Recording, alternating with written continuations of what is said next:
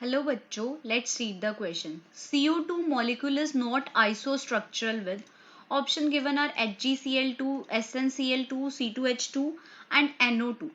If so, the key concept of the question is isostructural. So first we have discussed what is the meaning of isostructural. आइसोस्ट्रक्चरल आइसोस्ट्रक्चरल का हमारे पास क्या मतलब होगा? Iso means होता है same, यानी कि सेम स्ट्रक्चर, जो शेप CO2 मॉलिक्यूल की है वही शेप हमारे पास दूसरे कंपाउंड की भी हो. तो अब हमें बताना है कि कौन सा इसके साथ आइसोस्ट्रक्चरल नहीं होगा. तो सबसे पहले तो CO2 है वो लीनियर शेप का होता है. CO2 की जो शेप है वो लीनियर होती है. तो अब हमें बताना है इनमें से कौन सा स्ट्रक्चर जो है वो लीनियर शेप का नहीं होगा.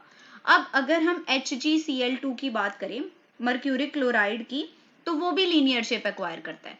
Mercuric chloride also contain linear shape. Hg middle में होता है, क्लोरीन साइड्स पे. लेकिन SnCl2 की अगर हम बात करें, इसकी बेंट शेप होती है. SnCl2 बेंट शेप देता है. इथीन भी हमारे पास लीनियर शेप एक्वायर करता है और NO2 की भी हमारे पास क्या रहती है?